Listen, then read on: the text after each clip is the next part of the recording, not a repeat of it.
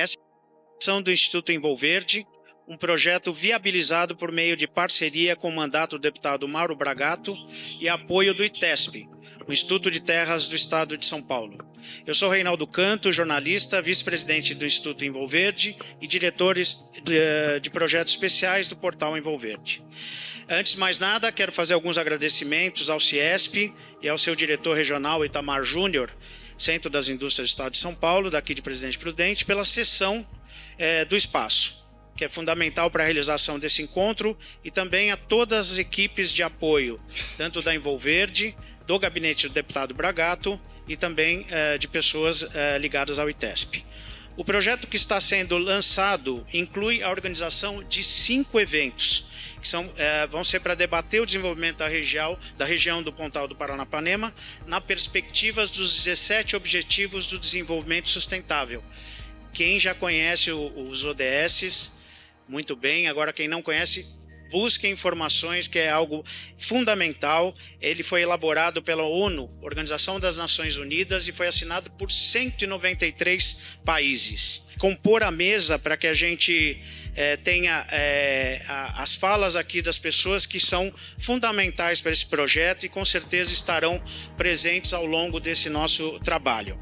Em primeiro lugar, gostaria de chamar o deputado Mauro Bragato.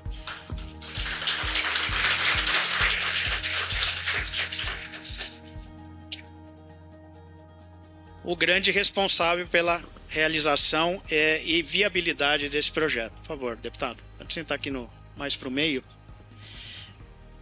O doutor Lucas Bressanin, diretor executivo do ITESP São Paulo.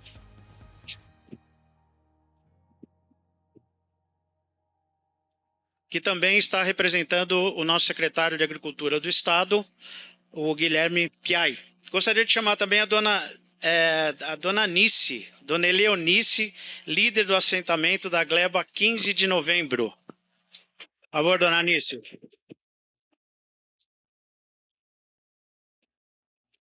Para compor a nossa mesa também, gostaria de chamar aqui o doutor Augusto César Marques, superintendente regional da Sabesp e presidente Prudente.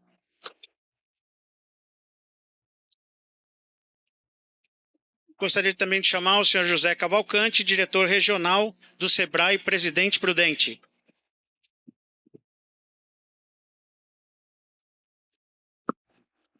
O senhor Milton Carlos de Melo Tupã, ex-prefeito da região. E também gostaria de chamar o prefeito Itamar dos Santos Silva, de Narandiba. Tá bom. A gente tem várias pessoas aqui que estão chegando.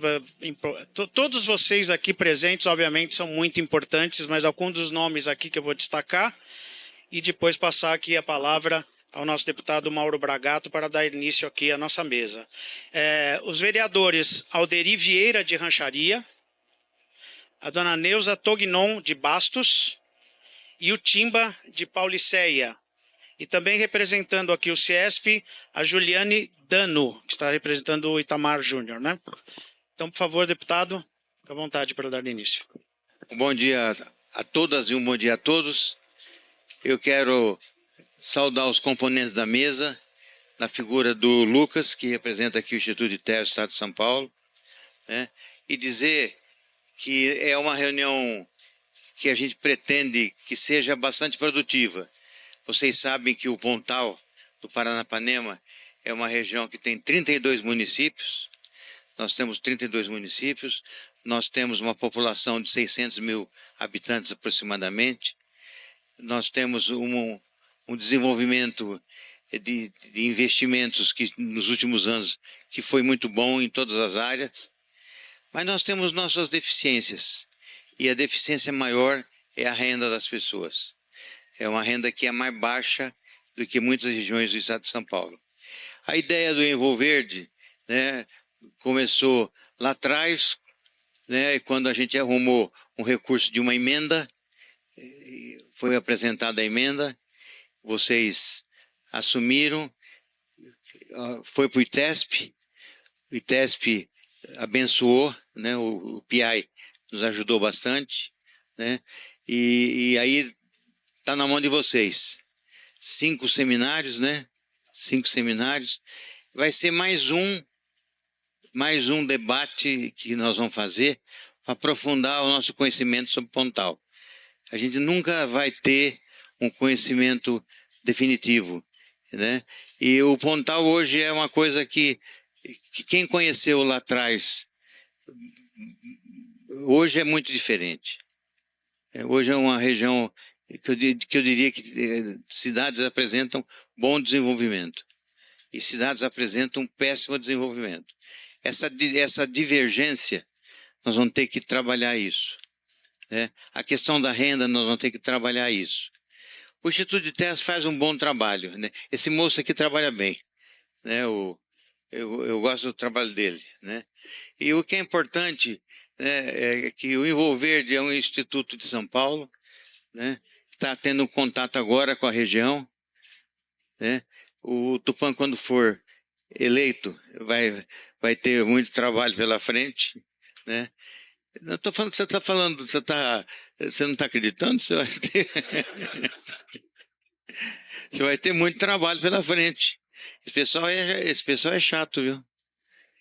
Mas eu queria parabenizá-los e dizer que eu estou à disposição. Muito obrigado e bom dia a todos.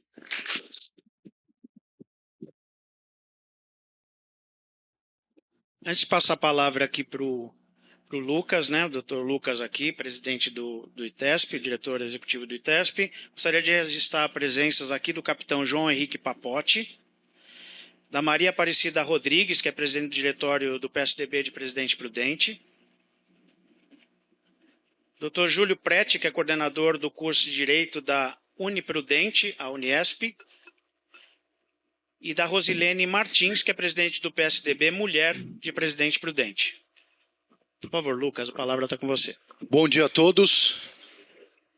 Primeiramente, é um prazer estar aqui hoje, debatendo algo tão importante, que é o desenvolvimento da nossa região, o que tem um impacto direto no desenvolvimento das pessoas. Então, primeiramente, gostaria de agradecer você, deputado, por essa iniciativa, principalmente nesse momento, onde nós temos avançado muito no desenvolvimento em termos de infraestrutura, em termos de economia, em termos de investimentos privados aqui na nossa região. Então, é de suma importância nós juntarmos os municípios, nós juntarmos a iniciativa privada, o terceiro setor, para debatermos todas essas iniciativas e como que a gente vai planejar isso também a médio e longo prazo. Gostaria aqui também de cumprimentar os vereadores Alteri, Neuza e Dimba. Caso tenha mais algum vereador aí, também sintam-se cumprimentados. O Itamar, prefeito de Narandiba, muito obrigado pela presença, prefeito. Aldal, presidente do Envolverde, principalmente por abrir essa oportunidade. Porque há pouco tempo atrás eu estava pensando lá, né, o quanto era necessário a gente abrir esse canal de discussão. Então, através da iniciativa do Mauro Bragato, do Envolverde, a gente tem essa grande oportunidade. Porque a gente pode ser imediatista, pensar ali de forma simples e singela naquele momento que a gente está vivendo. Ou a gente pode pensar a médio e longo prazo, que é o ideal para conseguirmos desenvolver efetivamente a nossa região. Gostaria de cumprimentar o Papote, representante aqui do Corpo de Bombeiros da Polícia Militar, o Reinaldo, também vice-presidente da Envolverde, o doutor Augusto César Marques, representante da Sabesp, muito obrigado pela presença. E vamos cobrar um pouquinho você também, né? Vamos melhorar a situação dos assentamentos. Eu acho que esse diálogo é importante, então vocês veem, né? A gente está fazendo trabalhos de saneamento, né? A gente está com alguns projetos nesse sentido, também de canalização em alguns casos, né? Assentamentos que são próximos dos municípios, então acho que esse diálogo também será importante. Ao José Carlos Cavalcante, do Sebrae. Meu irmão, parceiro, o Sebrae tem sido um grande parceiro da Fundação ITESP. Ao FAESP Senar, Vivi, obrigado, mando meu abraço lá para o Tirso também, grande parceiro nosso. Ao meu eterno professor, Sérgio Tibiriçá, muito obrigado, professor. Com certeza, se eu estou aqui hoje, faz parte também do que o senhor me ensinou. O senhor acreditou em mim. Eu era um cara que veio de baixo, com dificuldades, e quando eu entrei lá na faculdade, você me deu todo o apoio. E me todo o auxílio para que eu conseguisse concluir o curso e, sem dúvida, estar aqui hoje. Eu sou muito grato mesmo ao senhor, fico muito feliz de você estar aqui nesse momento. Viu? Obrigado mesmo. Ao Tupã, nosso eterno prefeito, como o deputado disse, se Deus quiser, você vai conquistar novamente a cadeira e aí a gente vai poder trabalhar ainda mais junto para desenvolver aqui Prudente nossa região. E ao doutor José Maurício, representante da UEPP. Obrigado, doutor, também grandes parceiros nossos. Pessoal, nós estamos passando por uma virada de chave do Pontal do Paranapanema e do Oeste Paulista. E sem dúvida isso passa pela regularização fundiária. Ou seja, hoje nós estamos trabalhando para regularizar as pequenas, que são os assentamentos, as médias e as grandes propriedades em larga escala. E o que muda com isso? Muda tudo. Se você não tem a escritura e a matrícula da sua propriedade, você não tem segurança para investimento. Você não tem condições de buscar um financiamento. São inúmeros empecilhos que fazem com que a nossa região não consiga se desenvolver de fato. Claro que nós temos avançado no decorrer dos anos, isso é evidente, especialmente recentemente na questão logística, com a recomposição de muitas vias da nossa região, o que é extremamente necessário para o escoamento da produção. O nosso potencial, sem sombra de dúvida, é agroindustrial.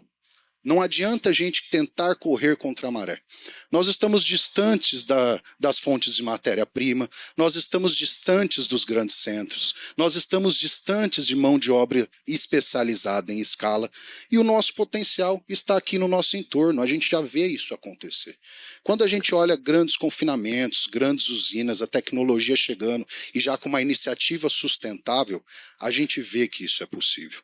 Hoje, através daqueles que já receberam os seus títulos, nós vemos eles buscando investimentos, financiamentos, e o Estado de São Paulo está focado nisso, tanto através da Secretaria da Agricultura, do secretário Guilherme Piai, como através do governador Tarcísio. Nós teremos esse ano a maior linha de crédito da história do FEAP, que é o Fundo de Expansão do Agronegócio Paulista, com grandes oportunidades para investimentos. E a gente sabe que aqui, principalmente a Fundação ITESP, é um grande percussor dessas linhas de crédito, ou seja, muitos dos pequenos produtores acessam essas linhas. Ano passado, o programa Protrator teve cerca de 250 máquinas, esse ano será cerca de 1.500 máquinas. Pela primeira vez, o Estado de São Paulo terá um programa de financiamento voltado à irrigação. O que nós temos no Pontal? Terra, nós temos água e nós temos pessoas capazes de executar. Nós temos condições para isso, mas o que não tinha? O apoio do governo nesse sentido. E a regularização oportuniza isso. Por quê? Porque as linhas de crédito, por vezes, exigem a garantia, o que é natural do mercado. Então, nós temos preparado o cenário para que o Pontal do Paranapanema seja, de fato, uma nova fronteira agrícola. Porque ela é a última fronteira agrícola aqui do nosso estado. Não existe mais espaço por toda a região do estado de São Paulo para a expansão agrícola. Todas elas já foram ocupadas e o Pontal do Paranapanema tem um potencial gigantesco. Nós temos aqui centenas de milhares de hectares passíveis de produção agrícola e pecuária. Então o estado de São Paulo tem tido esse olhar, por isso que eu no início ressaltei a iniciativa do deputado em organizar esse evento, porque nós, unidos e juntos, devemos pensar nisso. O que nós pretendemos para a nossa região? O que nós pretendemos para a nossa população? E quando nós pensamos nos 17 pontos da ONU, tudo isso está dentro desse contexto. Porque quando a gente fala de desenvolvimento sustentável, apesar da doutrina não ter um entendimento pacífico sobre isso, a gente sabe que na prática isso é mudar a vida das pessoas. E como a gente muda a vida das pessoas? Cuidando do meio ambiente, cuidando das famílias, cuidando da renda, cuidando de toda aquela estrutura no entorno dos municípios, principalmente os pequenos municípios. Eu costumo falar que hoje, tendo a oportunidade de estar em São Paulo, que a gente sabe a dificuldade que é você morar no interior. A gente sabe a dificuldade que é você ter que rodar 550 quilômetros, 600 quilômetros, 700 quilômetros para ir lá pedir alguma coisa e por vezes voltar de mão vazia.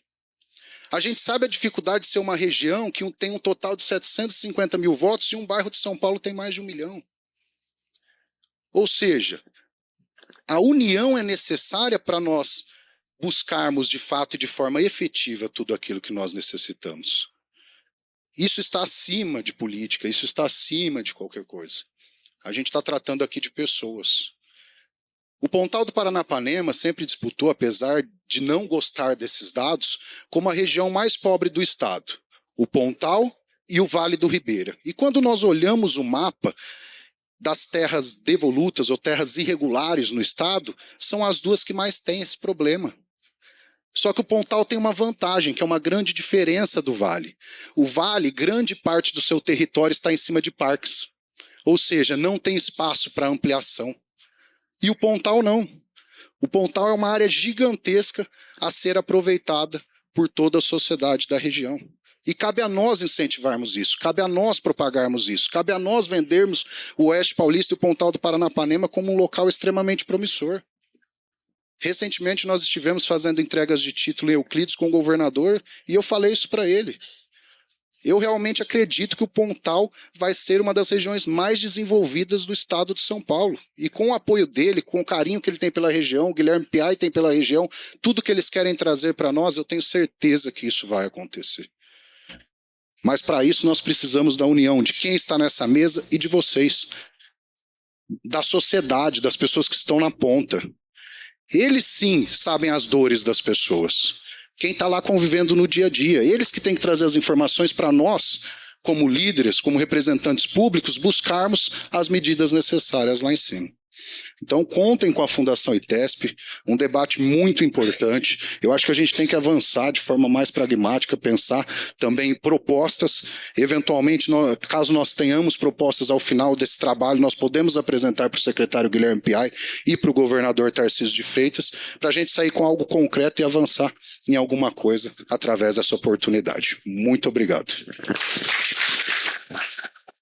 E aproveitando teu gancho, Lucas, falando dos problemas e das questões a serem enfrentadas pelo Pontal, nada melhor do que a gente também ouvir a dona Anice, uma liderança aqui da Gleba 15 de novembro de Rosana, para falar um pouco sobre a realidade que ela vive hoje e o que ela espera do futuro para a sua cidade, para a região e para a sua Gleba também. Como é que está a situação lá, dona Anice, por favor?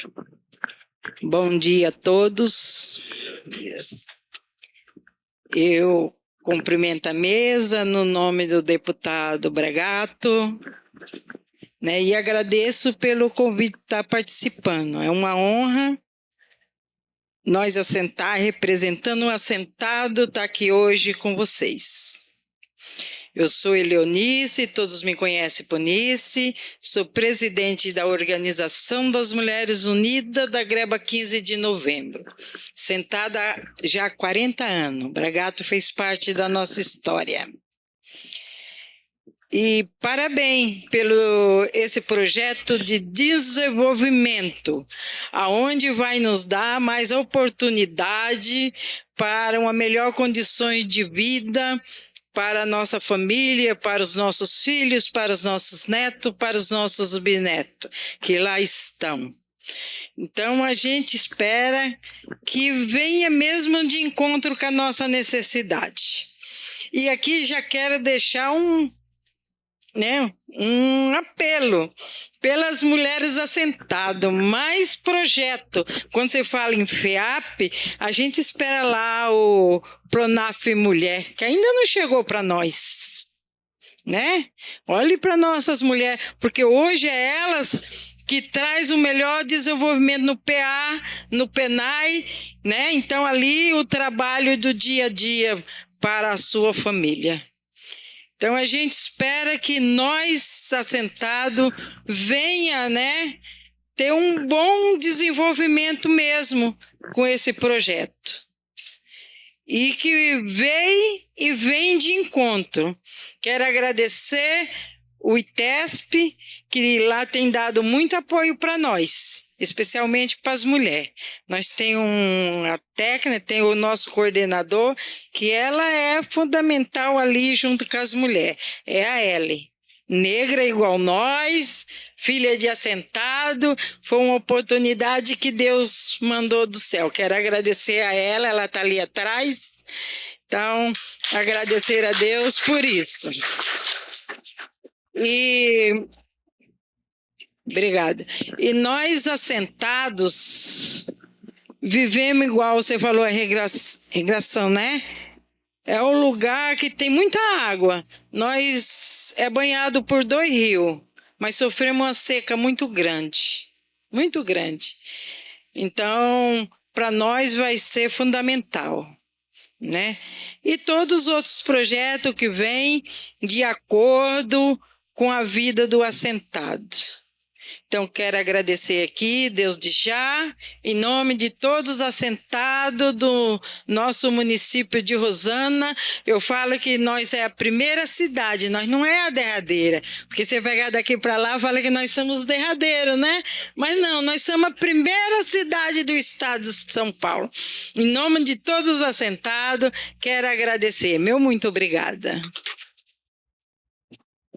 Gostaria de registrar algumas presenças ilustres aqui também.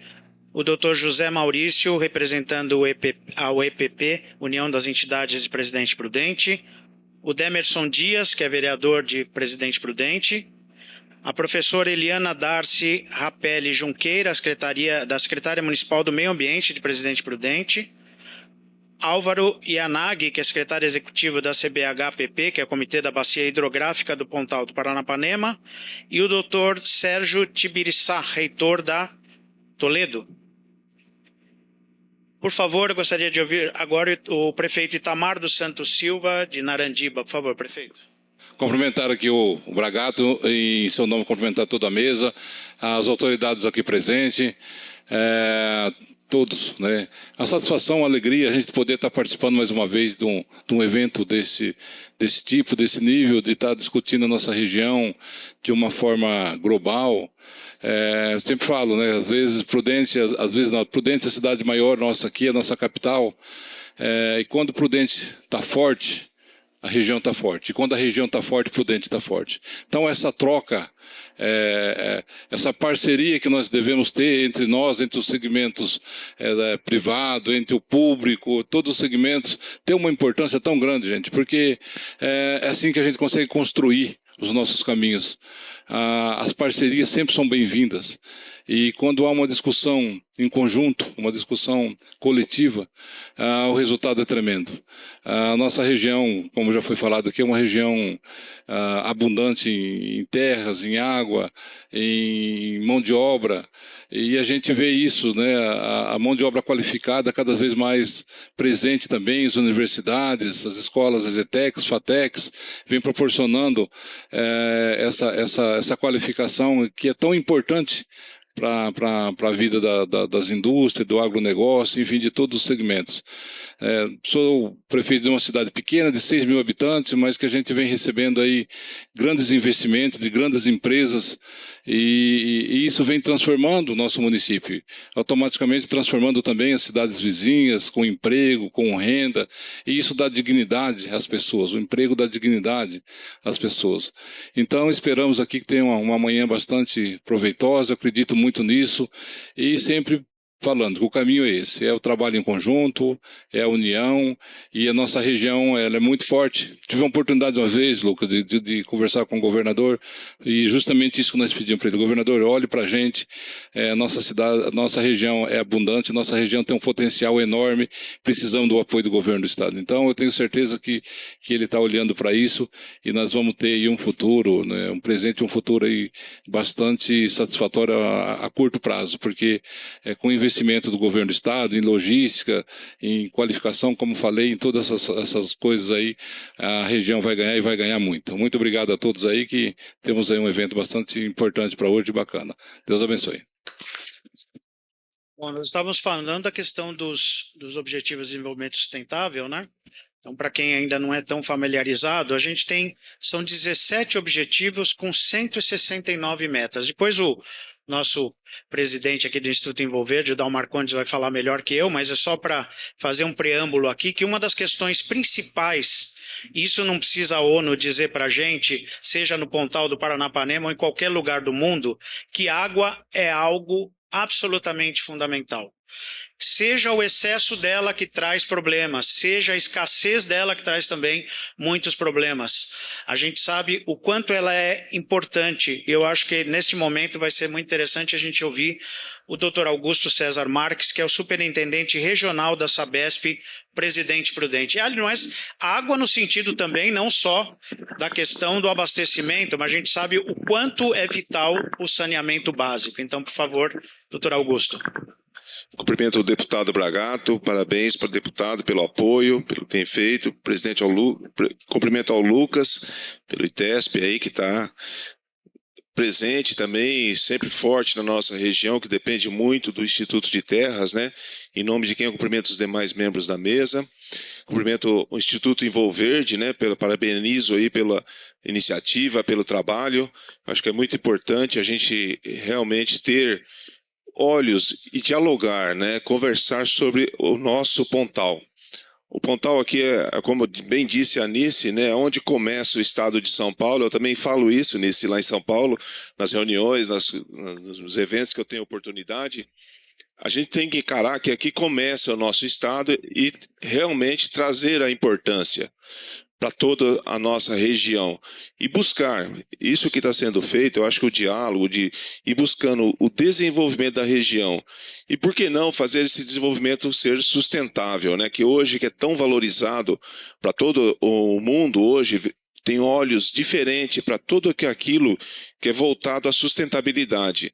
Então nós temos que realmente trabalhar em conjunto, como bem disse o prefeito Itamar, buscando esse desenvolvimento, mas que seja sustentável, né? E a nossa companhia, a Sabesp, ela busca, através de prover água potável, coletar e tratar adequadamente os esgotos, ter realmente um meio ambiente, colaborar com o meio ambiente, colaborar com a sustentabilidade. E em vistas agora com o novo, nós estamos no momento de transição na Sabesp, né? A gente está prestes a ter um novo olhar sobre todos os municípios onde nós operamos, que nós passaremos realmente a verificar todo o município, toda a área do município, não mais somente o aglomerado urbano, como era até recentemente. Então isso também vai ter uma mudança, Lucas, de postura, né, de forma da gente trabalhar, e a gente realmente vai olhar o município como um todo. E a gente espera contribuir com isso, com realmente o desenvolvimento e a melhoria da condição de vida dos assentados e de todos aqueles que moram na zona rural dos nossos municípios. Então eu acho que a Sabesp tem um papel aí para ser realizado e a gente espera participar desses diálogos. Muito obrigado a todos. Uma outra coisa importante que é destacada, né, nos Objetivos de Desenvolvimento Sustentável, que a gente fala de desenvolvimento sustentável como se fosse algo muito ligado à parte ambiental. Mas os ODS eles vão muito além disso. Tem desde a questão puramente da água, que é fundamental para as pessoas, né, e não só do ponto de vista ambiental, mas também outras questões ligadas a emprego, a renda, a desenvolvimento de renda, a combate à pobreza, à desigualdade, a inovação, né, que eu acho que quem vai poder falar um pouco mais sobre isso é exatamente o nosso próximo o nosso palestrante aqui da mesa, que é o José Cavalcante, que é o diretor regional da Sebrae, Presidente Prudente, falando um pouco mais do trabalho desenvolvido aqui para a região, né, Cavalcante, e principalmente a questão do desenvolvimento de emprego. As pessoas precisam de emprego de qualidade, capacitação, e o Sebrae tem feito um trabalho muito interessante para possibilitar isso para as pessoas, né? Por favor. Bom dia a todas e a todos. Inicialmente, cumprimentar o deputado Mauro Bragato e, ao mesmo tempo, agradecer pelo convite de estar participando desse evento. Cumprimentar aqui a Dona Nice, em vosso nome, cumprimentar todas as mulheres aqui presentes. Cumprimentar o Lucas, meu parceiro do ITESP. O Sebrae já atua com o ITESP na região há mais de 20 anos, que estamos trabalhando juntos aos assentamentos, junto ao pequeno produtor rural, com apoio também da Secretaria da Agricultura, da FAESP, do Senar. Em seu nome, Lucas, cumprimentar os demais colegas aqui da mesa, o prefeito Itamar, Tupã, e o amigo lá da Sabesp, esqueci o nome, Augusto. Bem, O SEBRAE, ele atua nos 4 setores.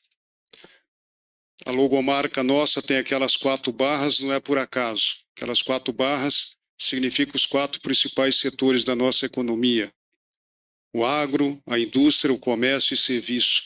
Portanto, o SEBRAE está presente nesses 4 setores, atendendo quem mais precisa, que são os pequenos negócios e os empreendedores. E aí muita gente pergunta, né, como é o tipo de atendimento do SEBRAE? O SEBRAE atende o seu público-alvo através dos seus programas. Esses programas estão voltados para melhorar a gestão desses pequenos negócios, levar a inovação, a tecnologia, para que eles sejam mais produtivos, e também permitir que eles acessem novos mercados, para que eles consigam não somente produzir bem, mas que eles consigam vender seus produtos. Eu fico muito satisfeito participar de um evento e de uma oportunidade de desenvolvimento sustentável, mesmo porque a entidade da qual que eu represento, que é o SEBRAE, todas as iniciativas, todos os projetos do SEBRAE têm esse viés, a sustentabilidade. Porque nós entendemos que sustentabilidade é tudo aquilo que é economicamente viável, socialmente justo e ambientalmente correto. Inclusive, para quem não sabe, no SEBRAE a nossa frota de veículos do estado inteiro tem que ser abastecido por etanol. Isso é uma exigência da empresa, né? Nós também temos um programa do aproveitamento da água, de como utilizar bem a água. Enfim, tem várias iniciativas na nossa casa voltadas para a sustentabilidade. Estou aqui também com o Eliezer, que é o nosso gestor de negócio, faz parte da minha equipe, representando a minha equipe. Estou aqui, deputado e demais amigos e parceiros, para juntos conhecer o programa. Quero cumprimentar o Instituto Envolverde. Parabéns pelo trabalho. Então, estamos aqui para, juntos, identificar as oportunidades, ampliar as ações que o SEBRAE já vem realizando na região, e identificar outras oportunidades, outros projetos, através dos nossos programas, contribuindo para geração de renda, desenvolvimento de emprego, criação de emprego e o desenvolvimento da nossa região. Muito obrigado e um bom dia a todos. Gostaria agora de destacar a presença aqui do vereador de Presidente Prudente, o Douglas Cato. Eu vou pedir agora para o nosso diretor-presidente do Instituto Envolverde, Dalmar Condes, porque eu acho que é importante que a gente tenha, obviamente, os detalhes do nosso projeto, como ele está sendo desenvolvido, ele está sendo estudado. Bom dia a todos e todas. Eu quero fazer um agradecimento especial ao deputado Bragato, que nos deu a oportunidade de estar aqui para discutir, conversar, dialogar sobre o desenvolvimento sustentável com base nos 17 Objetivos de Desenvolvimento Sustentável da ONU. O Reinaldo falou um pouco sobre os objetivos, mas eu quero aproveitar ainda a presença do Zé Cavalcante, do SEBRAE, para dizer que eu sou membro do Conselho de Sustentabilidade do SEBRAE, do CSS, SEBRAE lá de Mato Grosso. A área de sustentabilidade do SEBRAE concentrou as pesquisas lá no Mato Grosso e eu sou membro do conselho lá. Então é um prazer enorme ouvi-lo e ver o dinamismo do SEBRAE aqui na região do Pontal, porque a gente também trabalha muito para melhorar a área de sustentabilidade e formar mais e mais pessoal do SEBRAE para trabalhar com as pequenas empresas. Então, e muito me honra esse cargo que me foi oferecido pela presidência do SEBRAE. Bom, deixa eu abrir aqui o meu tablet. Eu quero falar um pouco sobre o que são os 17 Objetivos de Desenvolvimento Sustentável da ONU. A maioria das pessoas pensa nisso como uma coisa que trabalha só no campo das ideias e das propostas, né? De fato, esses objetivos foram desenvolvidos e assinados em 2015 por 193 países e suas 169 metas associadas. Cada um dos objetivos tem metas. Eu não vou apresentar 169 metas aqui, senão a gente fica até umas 5 da tarde aqui falando de metas. Mas eu vou apresentar o que representa cada objetivo. E nos últimos anos, eu tenho trabalhado muito com eles. E tem uma coisa que me toca muito em relação ao processo de construção desses objetivos. Eles são, na minha opinião, o mais importante pacto da humanidade desde a Declaração Universal dos Direitos Humanos de 1949. Todos os países da ONU assinaram. E eles prevêem o desenvolvimento a partir de metas muito objetivas.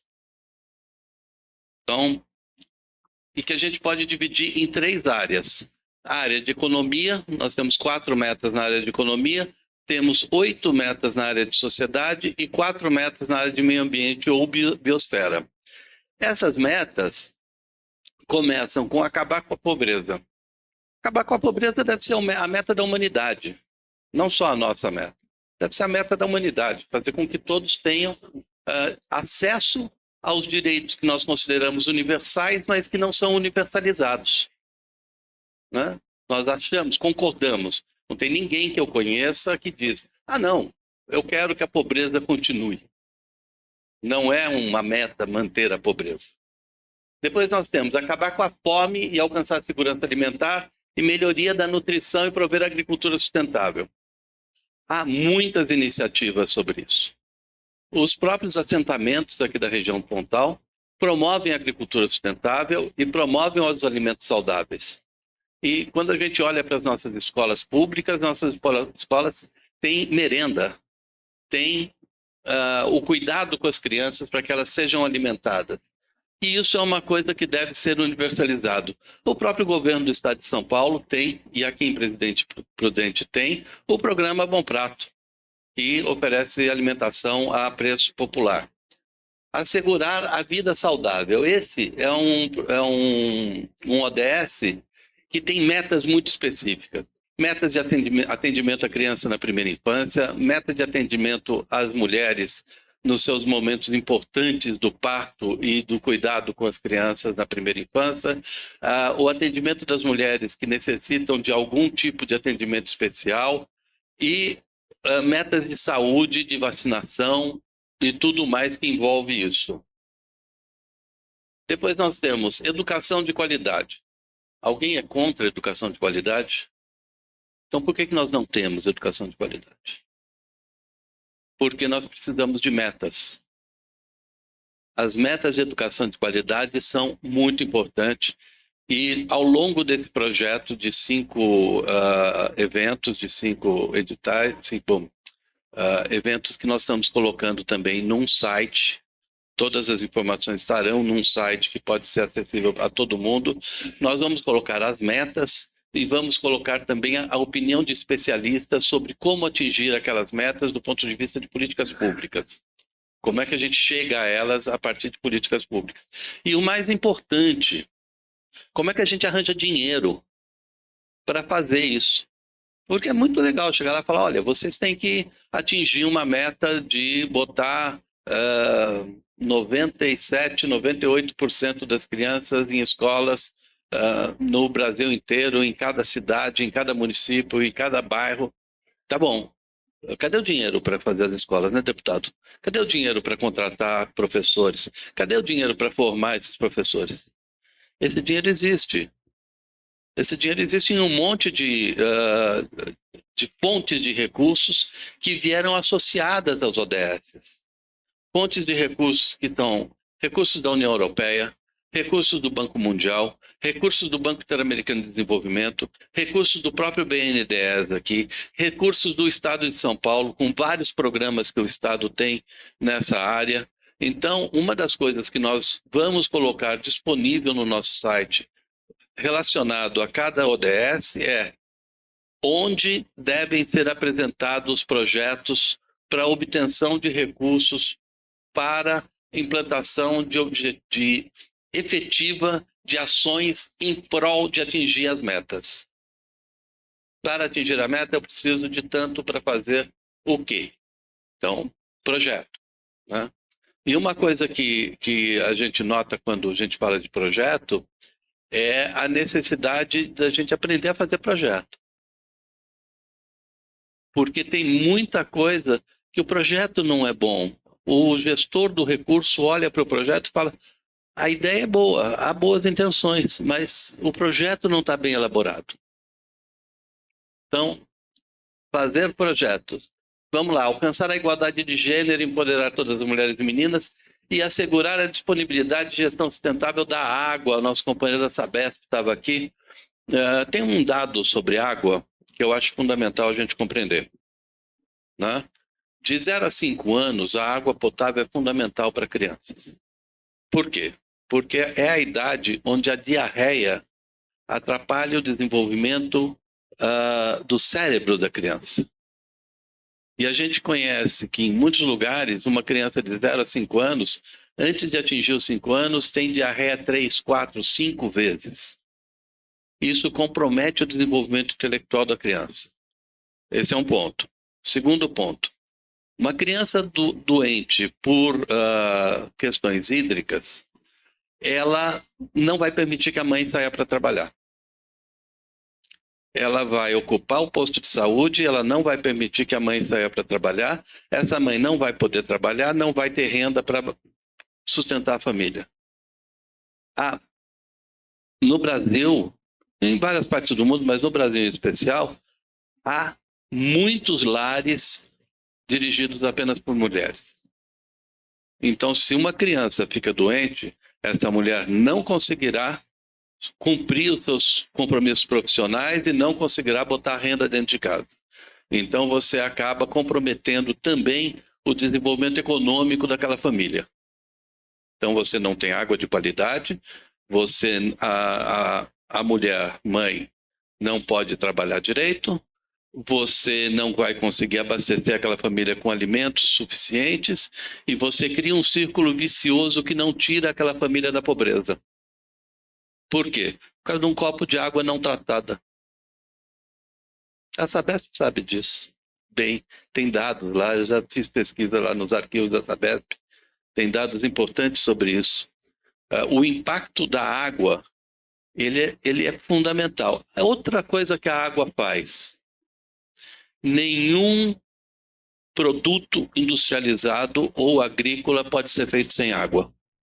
Um carro custa de 10 a 20 mil litros de água na sua produção. Se você não tiver 20 mil litros de água de boa qualidade, você não produz um automóvel. Se você não tiver água de boa qualidade, você não tem uma agricultura sustentável. Então, eu considero que o ODS 6 é o ODS pilar do desenvolvimento social e econômico. Todos os outros falam muito sobre isso, mas o 6 é o pilar de uma sociedade desenvolvida. Nenhuma sociedade pode se dizer desenvolvida se não tiver água de boa qualidade e saneamento básico universal. Seguimos. Energia limpa e sustentável. Bom, energia limpa e sustentável, energia é uma coisa que aqui no Pontal não falta. A quantidade de usinas hidrelétricas aqui na região deveria ser suficiente para manter todo o sistema daqui bastante confiável do ponto de vista de energia limpa. Além do que, o espaço aqui do Pontal tem um enorme potencial de energia solar, né? Pontal tem um sol para cada um, né? A gente sai andando na rua, dá para ver que tem um sol para cada um aqui.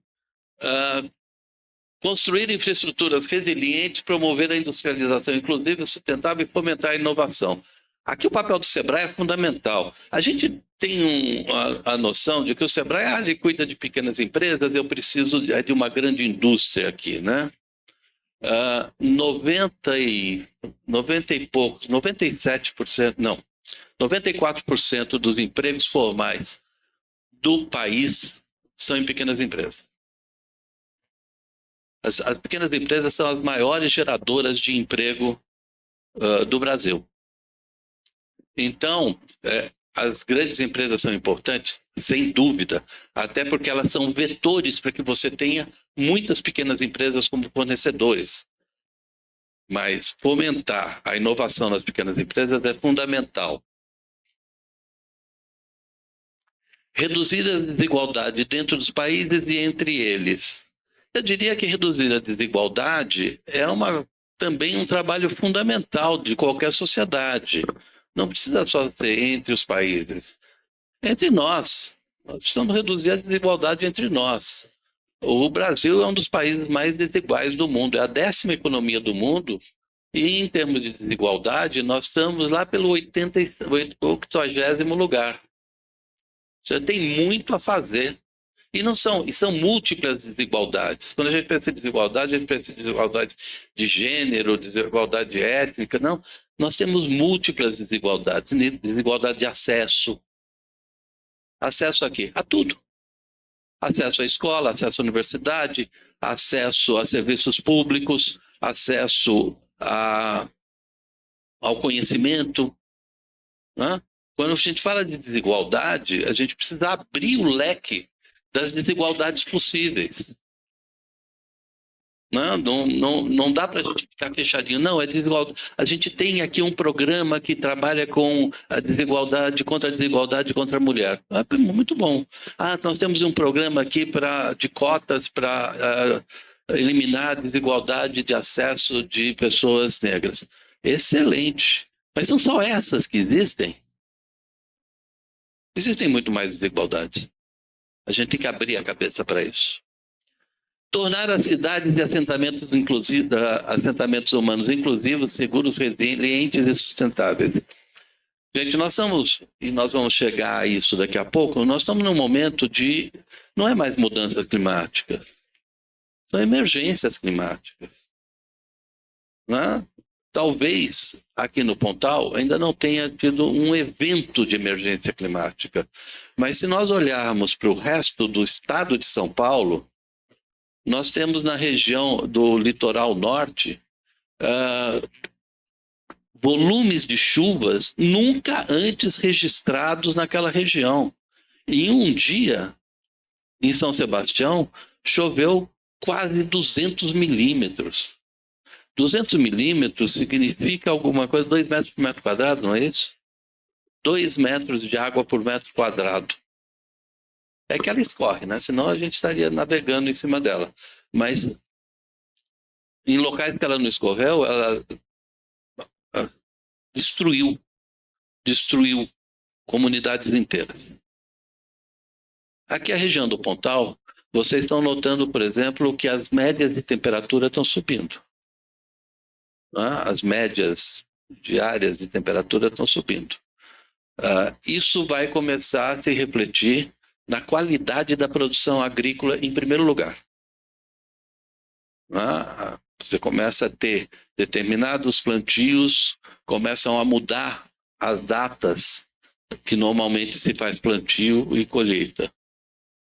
Começam a ter problemas de produção.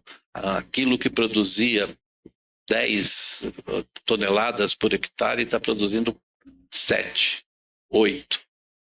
E vai começar a cair. Então, nós temos que nos preparar para isso. Como? Estudo, ciência, desenvolvimento de modelos de resiliência. Vamos lá. Assegurar padrões de produção e consumo sustentáveis. Bom, nós temos um problema universal hoje na questão do consumo. Eu não vou nem falar dos outros. Né? Que é o cuidado com resíduos. Todas as cidades têm os resíduos como uma das suas maiores despesas. Né? O manejo dos resíduos urbanos é uma das maiores despesas de qualquer cidade. Está entre o primeiro ou a terceira despesa da cidade. Gestores públicos sabem disso. O que fazer com esses resíduos? A primeira coisa a fazer com esses resíduos é diminuí-los. Diminuí-los significa a responsabilidade da cidadania. A cidadania tem que ajudar. Isso não é uma coisa que o poder público vai resolver sozinho. A cidadania precisa ajudar. E a cidadania pode ajudar como? Primeira coisa básica, separação. Separar orgânicos de não orgânicos. Por quê? Porque os orgânicos podem ser mandados para uma usina de compostagem e se tornar adubo. E o que eu faço com esse adubo todo? Essa região agrícola enorme aqui não sabe o que fazer com os adubos? Os adubos produzidos por essas cidades pela compostagem orgânica? E mais, isso gera uma enorme economia do setor agrícola, do setor agropecuário, na compra de adubos químicos. Como é que isso faz? Isso faz engajando as universidades, isso faz engajando os institutos de pesquisa e de ciência. O Estado de São Paulo tem institutos de pesquisa e de ciência fantásticos, e esse engajamento permite avançar nessa linha de inovação e fazer isso que foi falado aqui, tornar o Pontal uma das regiões mais produtivas do Estado de São Paulo de forma absolutamente inovadora e mais sustentável. E sem ter que dispor de bilhões de reais na compra de adubos químicos e outros produtos químicos que acabam piorando o perfil do produto local nessa nova economia que tem a sustentabilidade também como uma exigência do consumidor, como uma exigência do comprador que está do outro lado, de quem está comprando. Dá para fazer? Dá para fazer. Tem recursos para fazer? Tem recursos para fazer. A gente vai tratar disso nos próximos eventos. Por que fazer? Porque dá certo, é econômico, faz o produto ser um produto de território, um produto que as pessoas lá fora na hora de comprar falam, olha, que legal, esse produto aqui vem do Pontal.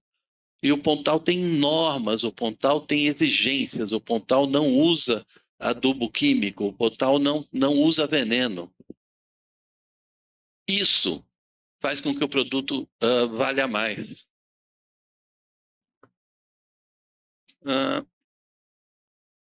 Medidas urgentes para o combate das mudanças climáticas e seus impactos. Isso é uma coisa muito do gestor local. Como é que ele olha e vê onde é que está o problema? Você tem o problema de assentamentos em área de risco, que você precisa tomar uma medida, porque se tiver um problema, aquela área de risco vai ser uma das primeiras atingidas. Você tem problemas em relação à saúde, ou seja, agora, por exemplo, o Brasil vive uma epidemia de dengue. Né? Aqui no Pontal, talvez ela não tenha chegado com tanta virulência quanto já chegou em outros locais. Mas ela está avançando, né? O mosquito Aedes aegypti está avançando por territórios onde ele nunca foi visto.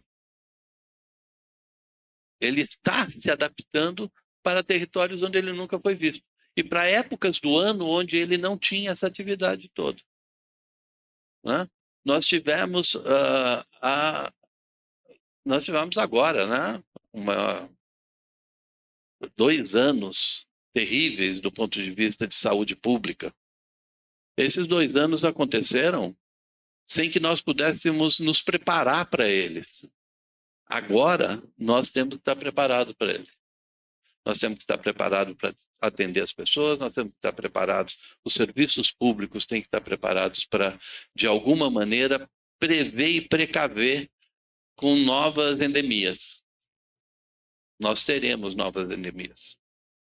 Eu adoraria dizer para vocês que, olha, não teremos mais, agora acabou, não tem mais Covid, daqui a pouco a gente se livra da dengue e nós vamos ficar livres de endemias para o resto da vida. Mas como eu sou bisneto de um sanitarista chamado Emílio Ribas, eu tenho lá da família uma coisa que me diz que tem que se estar atento. Elas virão.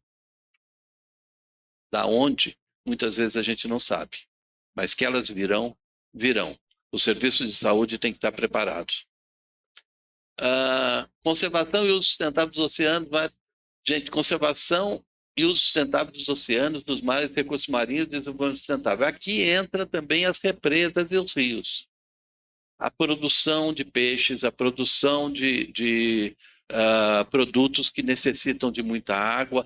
A região aqui é fantástica do ponto de vista de produção de produtos da água. Tem muitas oportunidades nessa produção.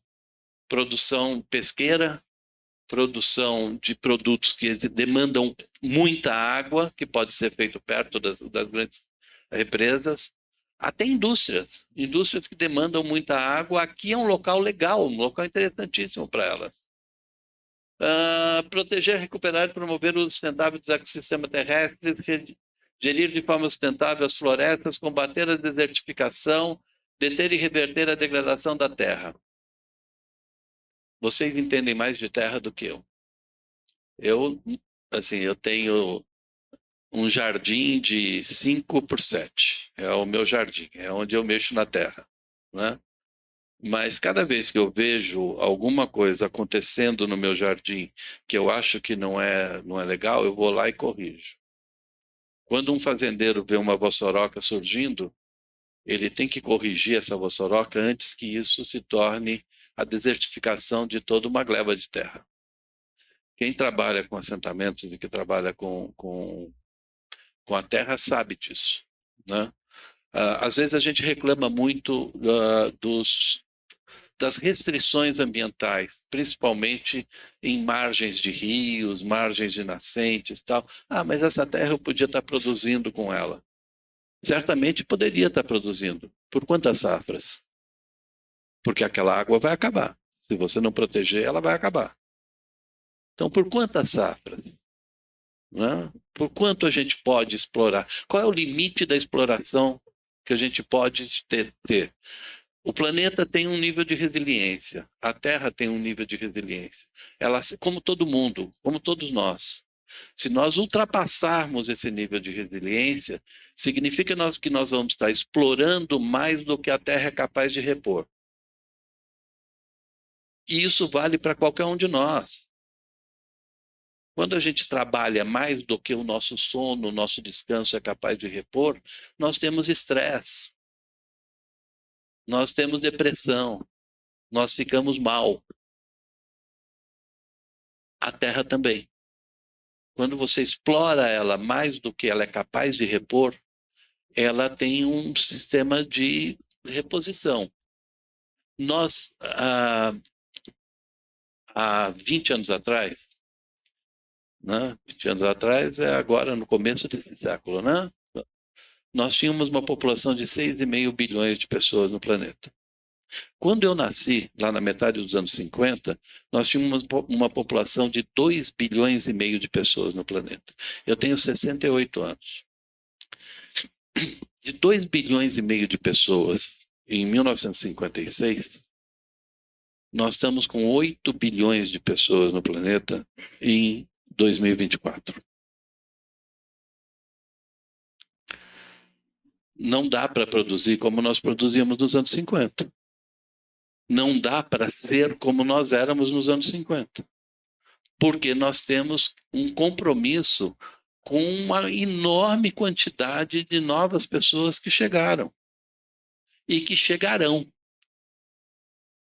Então, eficiência, qualidade na produção, qualidade técnica na formação das pessoas, saúde, tudo isso tem que ser trabalhado com muita ciência, muita tecnologia, muita competência e muita responsabilidade. Mas muita responsabilidade. Eu não tenho nada com isso. Tudo bem. Uma hora estoura no teu colo. Em algum momento a conta chega. E quando chegar, como é que vai fazer? Então, nós temos que nos preparar. Reduzir as desigualdades. Não voltei. Promover sociedades pacíficas, inclusivas para o desenvolvimento sustentável, proporcionar o acesso à justiça para todos, construir instituições eficazes, responsáveis e inclusivas para todos. Nada atrasa mais o desenvolvimento de uma sociedade do que a violência interna dessa sociedade. Nada. Por quê? Porque ela destrói os potenciais da sociedade. Violência no trânsito. A gente mata garotos aí de 20, 25 anos que podiam estar daqui a 30 anos fazendo alguma coisa fantástica para esse país. Mas ele não vai ter chance de chegar lá. Quantos garotos brancos e negros, principalmente hoje em dia na nossa sociedade, quantos garotos negros não chegam lá porque não têm a chance de viver até lá, de chegar até lá? A violência dentro da sociedade, e a violência não é só essa violência, né? A violência tem um potencial ainda maior de destruição. E tem uma conta que eu acho fantástica. A gente acostumou, e eu fui repórter de economia durante muitos anos antes de trabalhar com essa questão socioambiental. Eu fui repórter de economia, fui editor de economia, e foi por isso que eu decidi trabalhar com a questão socioambiental. Por quê? Porque não há nenhum problema social ou ambiental que não tenha origem numa decisão econômica ou política. Todos os problemas ambientais ou sociais têm origem numa decisão econômica ou política. Então, a gente tem que analisar os problemas ambientais sobre de onde ele veio, qual foi a origem dele. Uma empresa que tomou uma decisão lá atrás que no decorrer das coisas foi dar um problema lá na frente e que não pensou que ia dar um problema lá na frente. Mas a economia decidiu que o jeito de medir o desenvolvimento e o potencial econômico de um país está no PIB, Produto Interno Bruto. Deputado, se tiver um terremoto aqui e metade da cidade for demolida e ter que ser reconstruída, o que acontece com o PIB? Ele cresce. Sabe por quê? Porque vai ter que comprar material de construção, vai ter que produzir esse material, vai ter que contratar trabalhadores, a cidade vai ter que se reconstruir, vai movimentar um montão de dinheiro para botar ela em pé de novo. E o PIB cresce. O PIB cresce na desgraça. O PIB não cresce só porque a gente está produzindo mais. A conta é, se produzir mais, o PIB cresce. Mas como é que faz para produzir mais? Você precisa repor. Então, se você precisa repor, você precisa estar o tempo todo explorando mais matérias-primas, explorando mais materiais, explorando mais tudo que está à sua volta para que o PIB possa crescer. Os Objetivos de Desenvolvimento Sustentável propõem uma mudança nessa ótica, né? Claro que o PIB tem uma função planetária. Não é uma coisa, não, então larga o PIB para lá. Já tentaram, inclusive, produzir o Índice de Felicidade Bruta, o FIB, que foi adotado no Butão. Butão é um país, gente. Eu juro para vocês, tem um país que se chama Butão, fica ali na Ásia, perto do Himalaia. Mas não deu certo, né? Ninguém...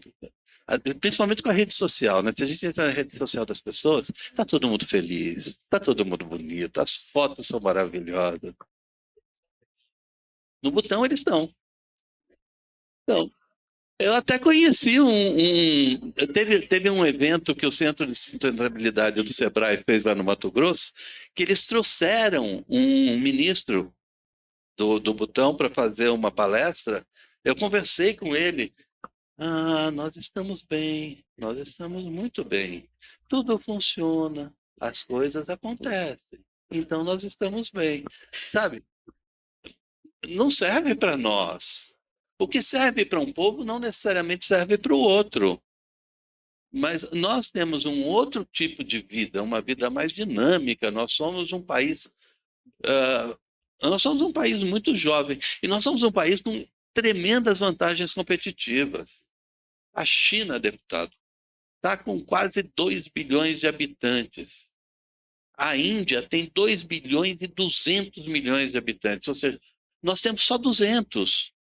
E o nosso território é enorme. Então, a nossa população, vis-à-vis ao território, é baixa. Nós somos um país rico, com grande potencial agrícola, com muita tecnologia, com boas universidades, com tudo o necessário para ser um país extremamente desenvolvido muito rapidamente. Muito rapidamente. Depende da gente estabelecer as metas de onde a gente quer chegar. Nós estamos aqui. Meta é um negócio muito simples, né? Oncotô pro oncovô. Eu estou aqui, mas eu quero ir para lá. Qual é a distância? Qual é o esforço? O que é que eu preciso para chegar lá? Né? Todo dia a gente acorda de manhã, eu vou ter que ir para o trabalho, Você sabe o que você precisa fazer para chegar nos lugares e atingir as metas. Então, atingir as metas é planejamento. Nós tivemos um economista, muitos anos atrás, o deputado Bragato deve se lembrar dele, chamava-se Celso Furtado, um grande economista. Celso Furtado dizia que o Brasil pode ser o que ele quiser, se ele planejar o que ele quer ser. Esse é o nosso grande problema. Nós precisamos voltar a planejar. A dizer, olha, nós estamos aqui, nós precisamos sair daqui e ir para lá. Os Objetivos de Desenvolvimento Sustentável da ONU oferecem um quadro de metas que precisam ser atingidas. Né? E torna a vida muito mais fácil. Porque a maior parte das pessoas, eu também, vocês, né? Tem gente que não, sabe exatamente o que quer e para onde quer ir, né? Mas muitas vezes a gente para e fala, pô, mas para onde que eu vou agora? O que eu quero fazer? Né? Como é que eu vou resolver isso? Muito bem, a meta é essa. Você precisa ter um número de... reduzir o número de mortes maternas no seu município e para, no máximo, 3 mortes maternas para cada 100 mil habitantes neonatais. Essa é a meta. Como é que eu faço? Tem lá algumas coisas que você pode fazer. Agora, isso é uma meta muito objetiva. Você diz, bom, mas qual é o número hoje? Quantas mães morrem antes dos filhos completar 6 meses na minha cidade? Há tantas. Por que elas estão morrendo? O que está acontecendo? Vai lá, pesquisa, ciência, tecnologia. Nós já atingimos muitas das metas globais dos Objetivos de Desenvolvimento Sustentável da ONU. Né? Várias das metas o Brasil já atingiu. São metas que países menores ou mais pobres ainda precisam atingir. O problema é que o Brasil não é igual. A gente não tem uma igualdade. O estado de São Paulo não é igual, né, deputado? O estado de São Paulo tem desigualdades. As grandes cidades, você pode dizer, por exemplo, Campinas. Campinas é uma cidade riquíssima, não é uma cidade rica, tem grandes universidades, tudo. A periferia de Campinas é igual a qualquer periferia da África.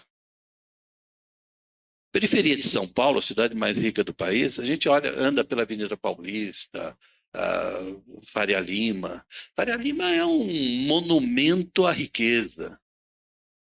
Sai um pouquinho, vai até Franco da Rocha, que é ali pertinho, e você vai ver a miséria que existe a menos de 5 quilômetros da Faria Lima.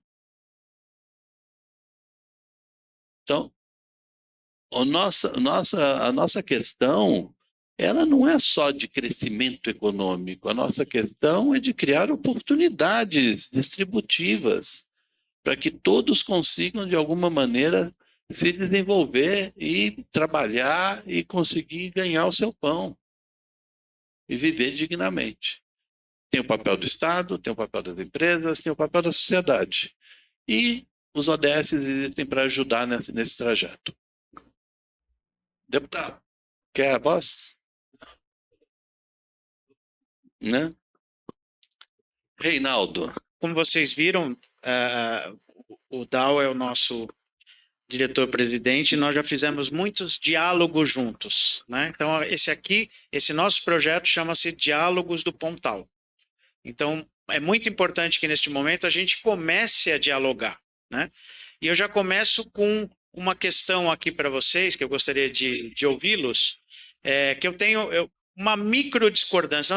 Nós aqui, como parceiro, a gente participou de muitas coisas juntos já, nós temos uma concordância quase que total. Mas, por exemplo, o Dal destacou que ele considera os ODS, todos eles são importantíssimos, eles não estão isoladamente, você consegue algumas metas e não consegue outras, significa que você é um conjunto, né? E ele colocou a água, né, a questão do ODS 6, como altamente fundamental, né? Eu considero a maior questão, o maior problema e a maior solução para todos o ODS 5, que é educação. Para mim, quando você tem um povo educado, quase todos os problemas parece que começam a se resolver como mágica. O que o Dal colocou, a questão, por exemplo, e isso é muito importante, uma criança que não conseguiu desenvolver cognitivamente até os 5 anos de idade, em função de uma água não tratada, né, essa criança vai ter diarreia e o cérebro dela não vai se desenvolver. Portanto, se ela estiver numa boa escola, não vai adiantar nada. Quer dizer, claro, adianta um pouco, mas ela não está em condições de uma evolução, um desenvolvimento normal que uma criança poderia ter a partir de uma boa educação, uma boa alimentação, né, uma boa qualidade de vida, aí ela pode ser o que ela quiser. Então, 2 bilhões de pessoas do planeta não têm acesso a uma coisa extremamente simples, que para cada um de nós nunca fez falta. Um copo d'água. Será que na nossa comunidade existe isso ainda? Alguém que não tem acesso a um copo d'água? Um copo d'água de boa qualidade, tratada? Isso é que a gente tem que começar a prestar atenção. Porque isso é problema nosso. Se alguém não tem um copo d'água, isso não é um problema daquela pessoa, isso é um problema da sociedade. Se alguém não tem um prato de comida, não é um problema da pessoa, é um problema da sociedade. Se uma criança está fora da escola, não é um problema daquela criança ou daquela família, é um problema da sociedade. É isso que a gente tem que assumir. Né? E é isso. E esse é o trabalho dos legisladores, como o deputado Bragato, é criar normas para que a sociedade assuma as suas responsabilidades. Não só o Estado. O Estado tem obrigações, muitas. As empresas têm obrigações, né? Mas a sociedade será aquilo que ela fizer por ser. Aquilo que ela assumir como compromisso. Né? O cidadão tem a sua responsabilidade também, né? Não é largar na mão dos outros só, né? Do Estado, das empresas, o que seja. Eu gostaria de ouvi-los sobre a questão, não especificamente até dos ODS, mas claro que vocês podem também se manifestar a esse respeito, mas falar que vocês consideram os principais problemas para a região, principalmente para o nosso projeto que ele está iniciando agora. Nós estamos fazendo os levantamentos para que ao longo desses próximos diálogos a gente chegue, né, deputado, no final do semestre com um relatório, com informações sedimentadas, fortes, que contribuam para o desenvolvimento aqui do Pontal e das suas cidades. Sem a militância ambiental, nós não teríamos tido nenhum avanço nos últimos 40, 50 anos. Sim. Foi a militância ambiental, foi a existência de pessoas que passaram a denunciar, que passaram a lutar pela causa ambiental, que gerou toda essa legislação que você citou. Essa legislação não veio do nada. Toda essa legislação ambiental, todos esses cuidados vieram de gente que um dia se levantou e disse: isso não pode, isso não deve ser feito, isso causa danos. Essas pessoas têm que existir. Gente como você tem que existir. Porque é assim que a gente muda, é assim que a gente evolui. A gente não evolui com gente acomodada. Gente acomodada que está lá no sofá, digitando post no Facebook, no Instagram, não serve muito para desenvolver o país. Serve para desenvolver as pessoas que olham e dizem: eu não quero isso. Eu não quero isso para mim, eu não quero isso para o meu vizinho, eu não quero isso para os meus netos.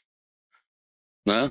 quando a gente fez a luta pela lei da Mata Atlântica lá atrás, você teve alguns deputados, alguns militantes que se uniram com a SOS Mata Atlântica, o deputado Fábio Feldman, na época, trabalhou com isso, uma série de pessoas que puseram a cara para bater, deram a cara para bater e foram lá e conseguiram a lei da Mata Atlântica.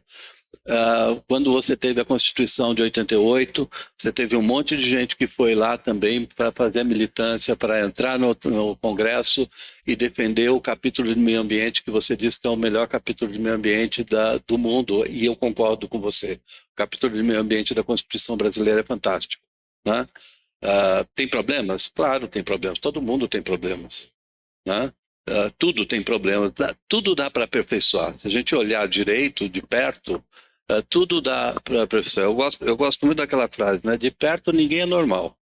Então, a gente tem que olhar para as coisas de perto e dizer, olha, isso dá para melhorar. Agora, a gente não pode negar a evolução, Fleury, né? Porque se a gente negar a evolução, a gente vai ter uma depressão. Se você negar que as coisas caminham, você pode dizer, puta, eu vou ter que fazer de novo isso, que eu já batalhei por isso anos atrás e agora está acontecendo de novo. Infelizmente isso acontece. Agora, a gente tem que olhar também para a metade cheia do copo.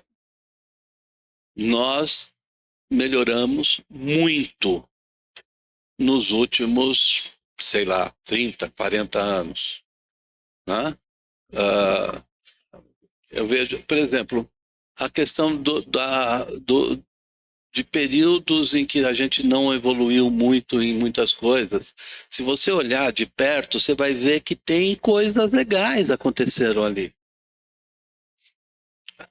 A luta ambiental, ela é permanente.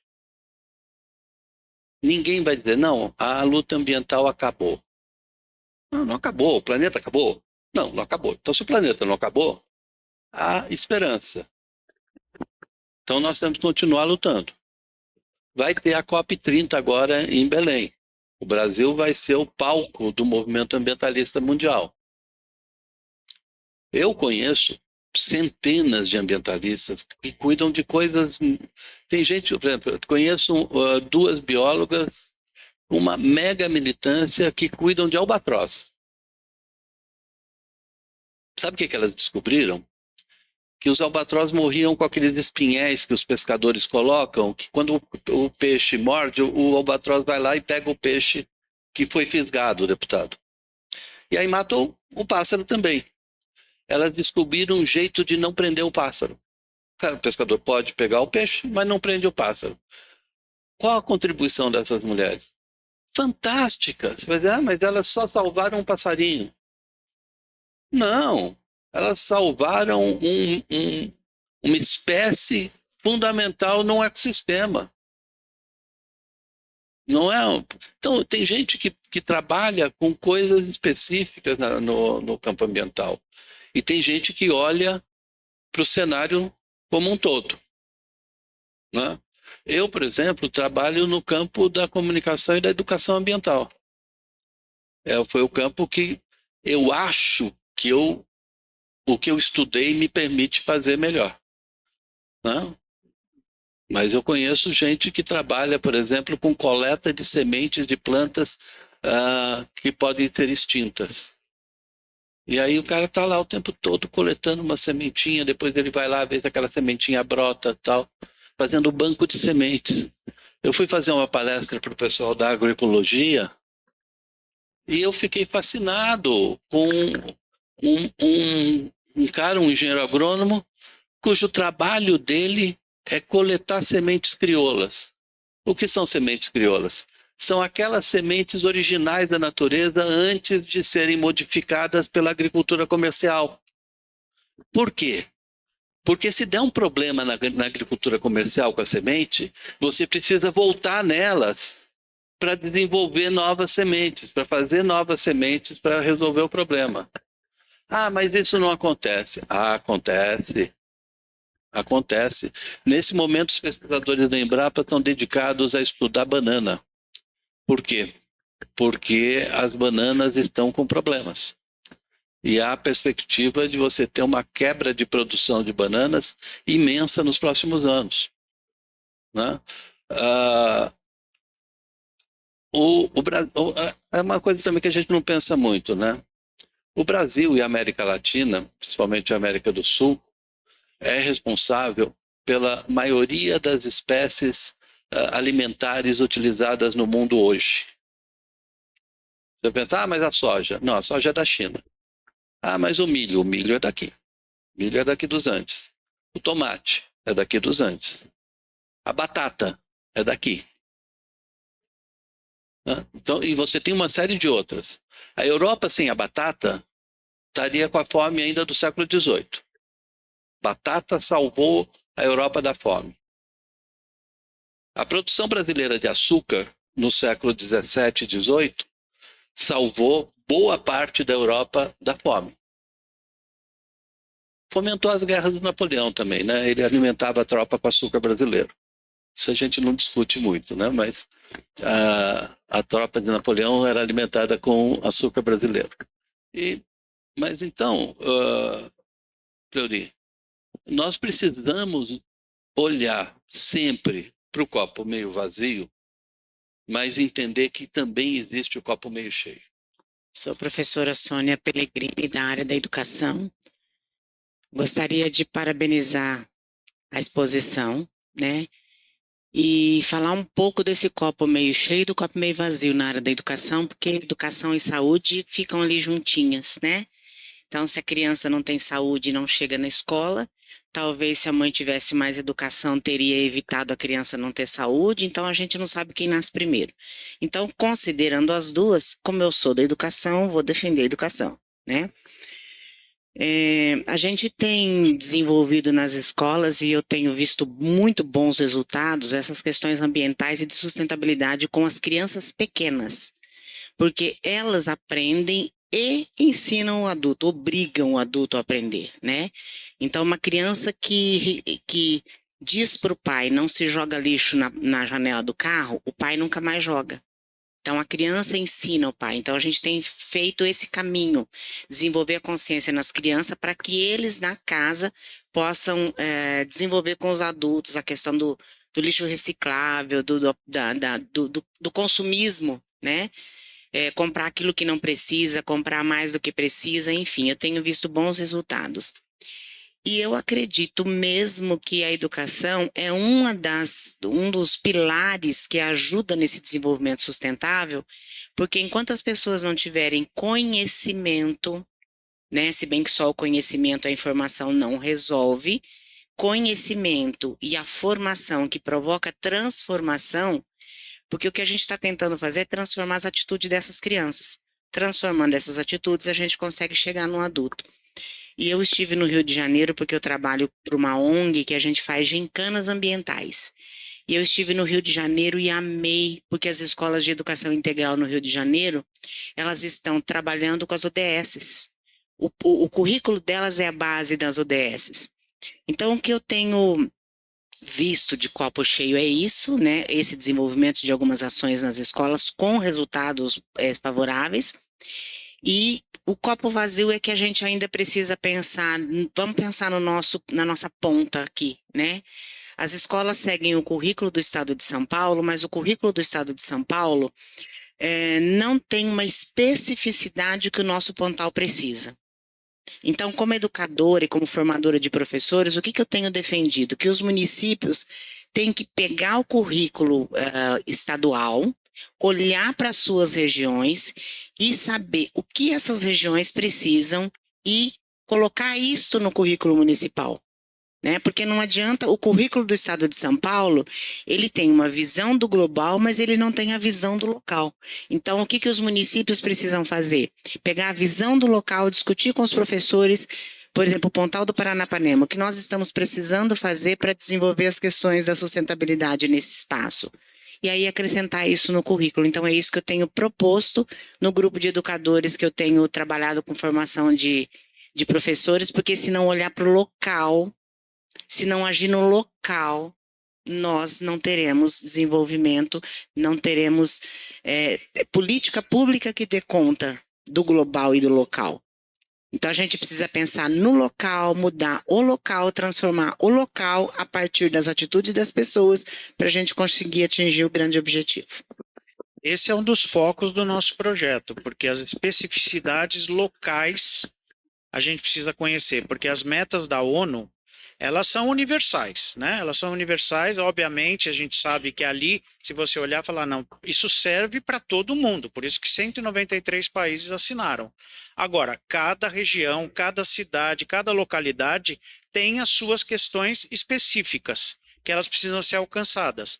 Então, o nosso projeto tem esse objetivo de identificar, e aí sim, colocar junto a esses objetivos da ONU e dizer assim, o que está indo bem, o que não está, por quê, e como é que faz para a gente conseguir mudar essa realidade e melhorar. E tem uma coisa que a gente não para muito para pensar, né? O Brasil é uma federação, nós temos um pacto federativo. Tem a União, né? Tem os estados e o Distrito Federal, tem os municípios. Essa federação é uma escada. A União dá os parâmetros gerais. Os estados fazem a primeira linha de adequação, porque os estados também são muito diferentes, né? Rio Grande do Sul e Rio Grande do Norte não são os estados iguais ou semelhantes, eles têm problemas diferentes. E os municípios fazem a última linha de adequação. Muitas vezes, o município pega o programa do estado e simplesmente aplica, porque aí ele vai estar fazendo o básico. Ele não pode ser cobrado pela Secretaria de Educação do Estado além do que a Secretaria mandou para ele. Então ele está fazendo o básico, cumprir tabela, né? Mas o município tem autonomia. Ele tem autonomia para mudar, não para mudar aquilo que vem como o pilar básico das estruturas legais, mas ele tem autonomia para ser mais exigente.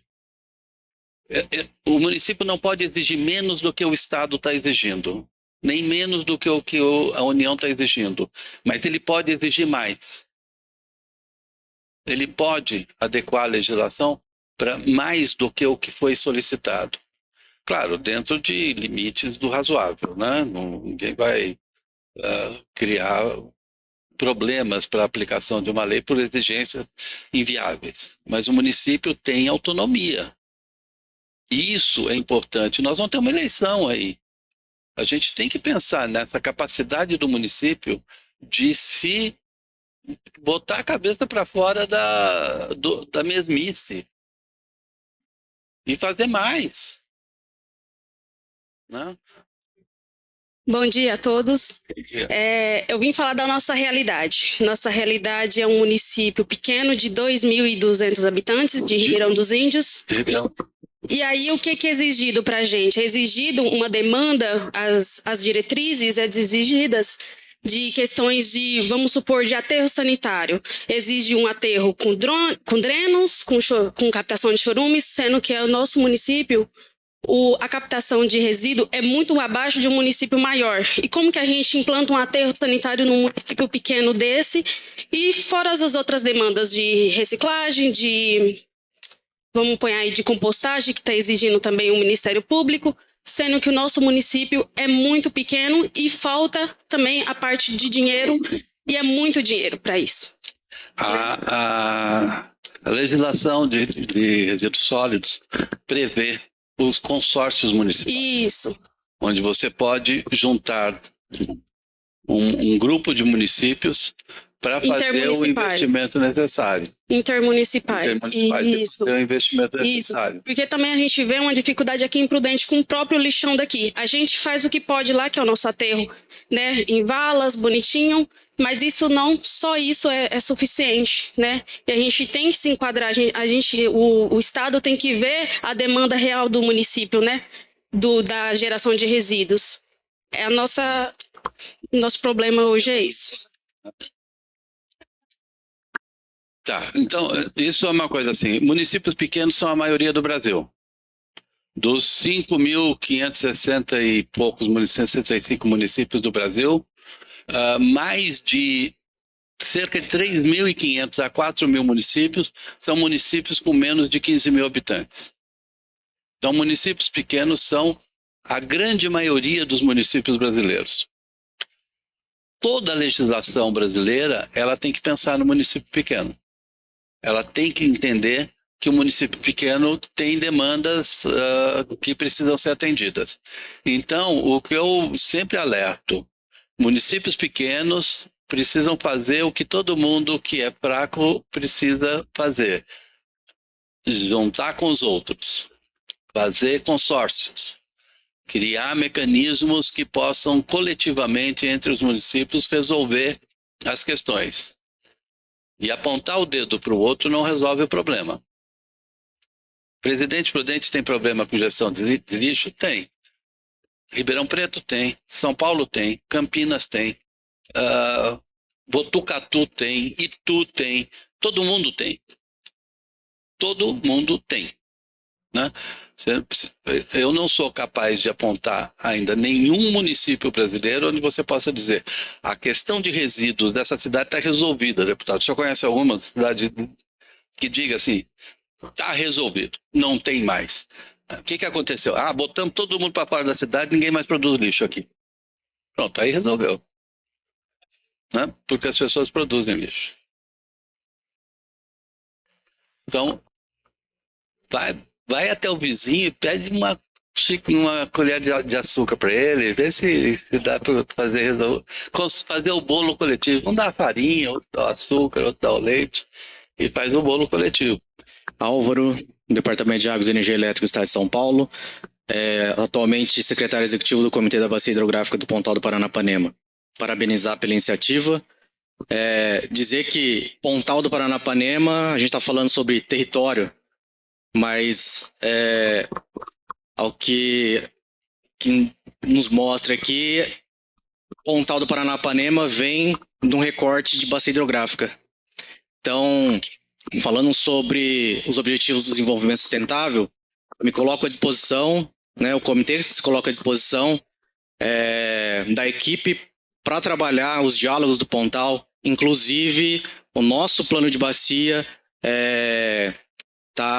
Nós estamos trabalhando para renovar, né, para atualizar o plano de bacia hidrográfica, que seu horizonte termina em 2027. Então, a partir do ano que vem, as câmaras técnicas do comitê vão começar a trabalhar para atualizar o plano de bacia, que inclusive vamos inserir os ODS, né? O nosso plano atual vigente de 2015 não constam os ODS, né? Então, a partir dos trabalhos de 2025 das câmaras técnicas e do comitê, vamos inserir os Objetivos de Desenvolvimento Sustentável e os diálogos do Pontal, ajudar também na construção desse plano e vice-versa, né? O nosso plano, nosso trabalho do comitê também ajudar nos diálogos do Pontal.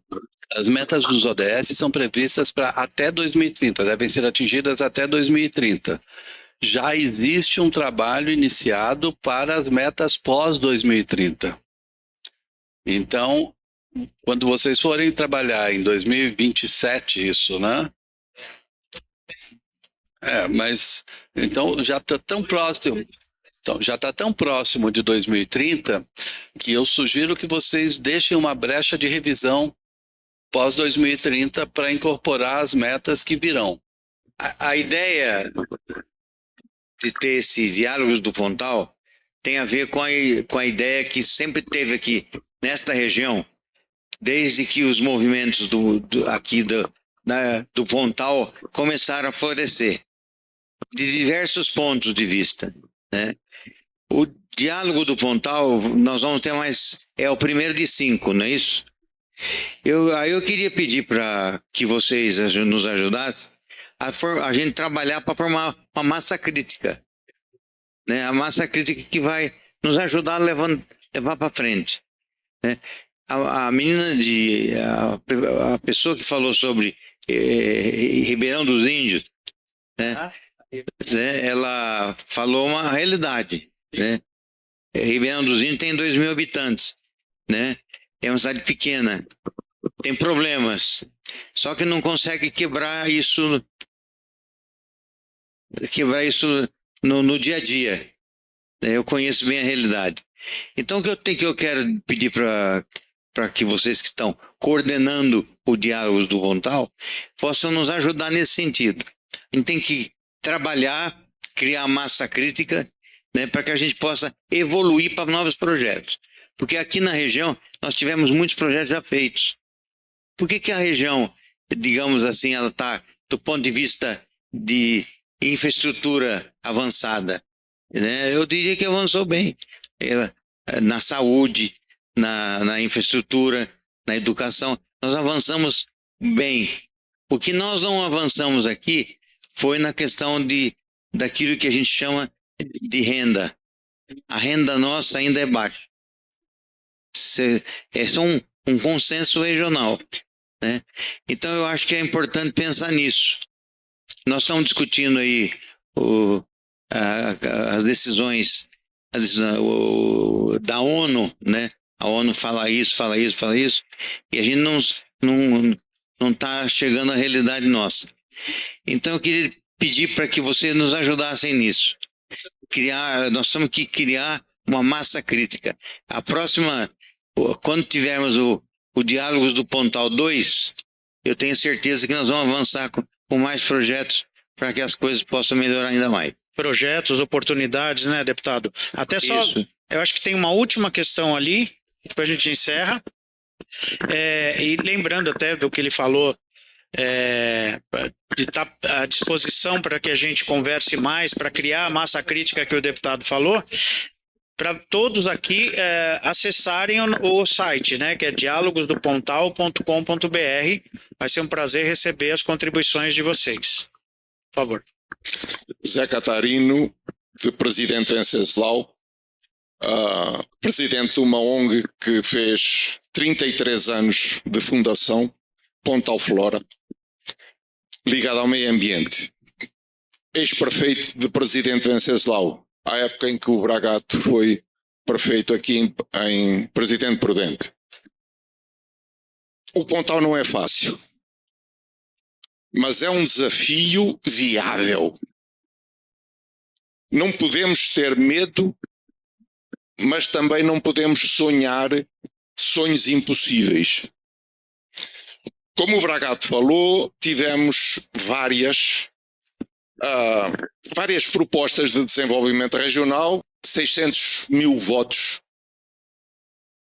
na região, muito menos que um bairro de São Paulo. Então, a força do voto, a força de fazer o governo central, o governo estadual, entender que aqui vive uma comunidade carente é muito pouca, tá? Mas temos coisas boas e foram faladas hoje aqui. Esse problema, por exemplo, da irrigação. Eu luto isso há muito tempo. Temos uma terra, como o nosso companheiro aqui falou, é uma terra difícil, é uma terra problemática, com uma propensão para a erosão muito grande.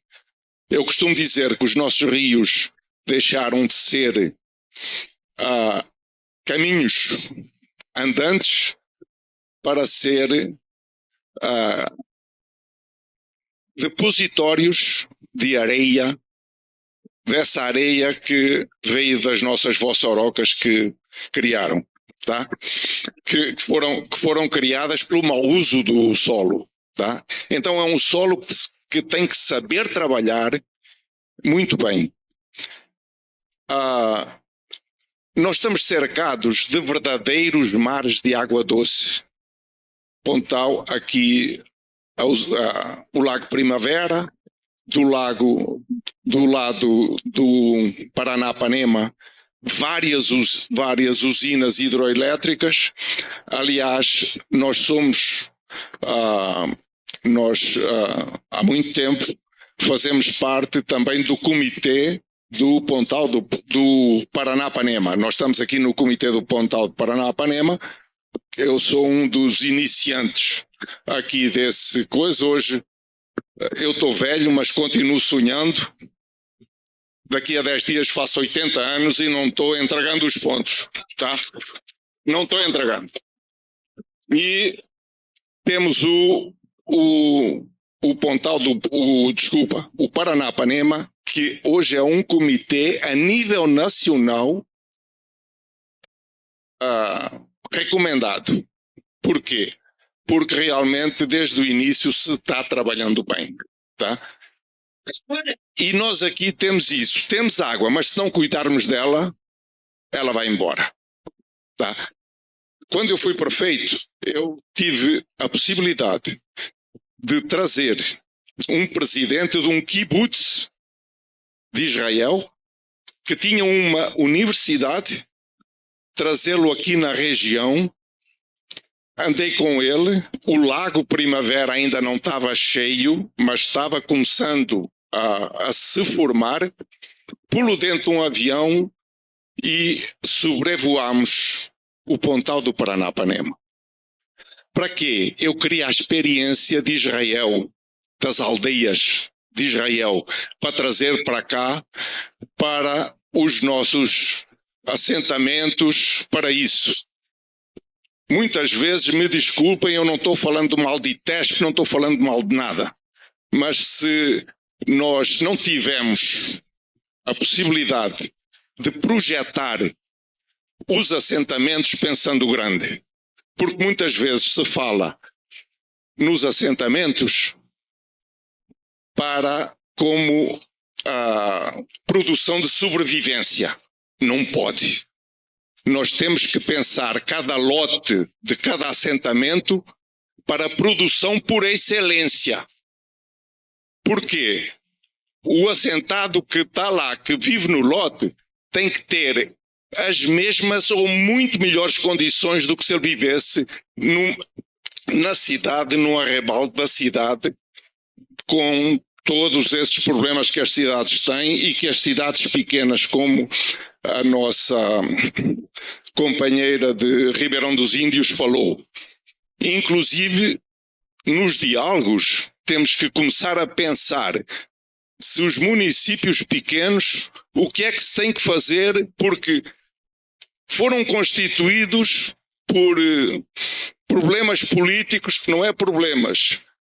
Foram e não têm condição de sobrevivência. Então, nós temos que pensar. Eu não quero dizer, não vos quero tirar o elan que vocês trouxeram com os diálogos, porque vamos ter muitos problemas que vamos ter que resolver, tá? Então, só falando aquela da Pontal Flora, a Pontal Flora hoje é referente. A secretária CMU, a Natália Rezende, teve na Pontal Flora, onde assinou uma resolução que autoriza coletar sementes de nativas nas unidades de conservação. É uma luta nossa há muito tempo. O Estado de São Paulo precisa de plantar 50, acho que é, 1,5 milhão de hectares até 1950 e precisa até 30 plantar 600 mil hectares de floresta nativa. Não há mudas, não há semente para fazer essas mudas. E a secretária assinou na Pontal Flora essa possibilidade. Nós estamos com a universidade junto, a Unesp tem nos ajudado muito e estamos tentando fazer um amanhã melhor para o Pontal do Paranapanema. Estamos à vossa disposição, se quiserem conhecer a Pontal Flora, toda uma experiência que nós temos da produção de mudas. Estamos à disposição e convidamos todos. Não produzimos só mudas, nós produzimos também educação ambiental. Cada ano, mais de 1.500 crianças das nossas escolas visitam o viveiro onde eles recebem pequenas sementes do amanhã, de um amanhã melhor para todos nós aqui do Pontal. Mas louvo a iniciativa e, apesar da minha idade, eu sou um guerreiro, estou junto. Muito obrigado. Excelentes contribuições aqui. Bom, então, antes da gente encerrar, só relembrando aqui que o projeto Diálogos do Pontal.com.br é o nosso site. Então gostaríamos que todos vocês acessassem para a gente poder manter, né, os diálogos e manter os contatos com todos para essas contribuições fantásticas. E lembrando mais uma vez para aqueles que desejarem obter o certificado de participação nos Diálogos do Pontal, devem enviar seu nome completo por e-mail instituto@envolverde.com.br. Repetindo, instituto@envolverde.com.br. Quero, em nome da Envolverde, agradecer aqui a presença de todos e todas. Muitíssimo obrigado, obrigadíssimo ao deputado Mário Bragato pela parceria, por viabilizar esse projeto, o apoio da equipe do deputado, né, a todo o nosso trabalho realizado aqui, o apoio da Fundação ITESP também aqui na presença do João Leite, muito obrigado, ao Silvio, que nos ajudou bastante também no gabinete do deputado, e outras pessoas, a nossa equipe, a Paola Yoshi, Ana Maria Vasconcelos, Alice Marcondes, a Júlia Arita, são as pessoas, a Alba Marcondes, são pessoas que fizeram com que fosse possível a gente ter esse projeto em pé. E também ao CIESP por ter cedido aqui o espaço, é muito importante para nós. Agradeço novamente. Obrigado.